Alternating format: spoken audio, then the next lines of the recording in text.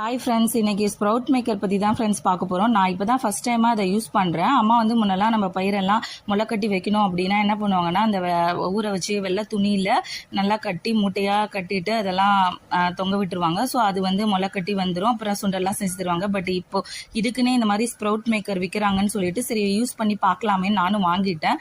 இது ஃபஸ்ட்டு பாக்ஸில் என்ன பண்ணுறேன்னா, கொஞ்சோண்டு ஒரு முக்கால்வாசி இருக்க மாதிரி தண்ணி ஊற்றிட்டு நெக்ஸ்ட் பாக்ஸில் நான் வந்து கொண்டக்கடலை போட்டிருக்கேங்க. ஊற வச்ச கொண்டக்கடலை அந்த நாபு இருக்கிற பக்கத்தில் மட்டும் கொஞ்சம் கேப் விட்டுறலாம். நெக்ஸ்ட் பாக்ஸில் வந்து அந்த நாபை ஆப்போசிட்டில் வச்சுட்டு சேம் அதே மாதிரியே கொஞ்சம் கேப் விட்டு எல்லாம் ஸ்ப்ரெட் பண்ணிவிட்டு 24 hours அப்படியே விட்டுட்டேங்க. நெக்ஸ்ட் டே ஓப்பன் பண்ணி பார்க்கும்போது நல்லாவே முளை கட்டியிருந்ததுங்க. பாசிப்பயிறு நல்லாவே முளை கட்டியிருந்தது. பட் கொண்டக்கடலை வந்துட்டு முளைக்கட்டலை ஸ்மெல் வந்துருச்சுங்க.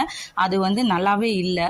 ஸோ அதாவது கொண்டக்கடலை வெள்ளை கொண்டக்கடலை இந்த மாதிரி முளை கட்ட முடியாதா என்னன்னு எனக்கு தெரியல. ஸோ இதை யூஸ் பண்ணவங்க கண்டிப்பாக கமெண்ட்ல இதுக்கான ரீசன் சொல்லுங்க ஃப்ரெண்ட்ஸ்.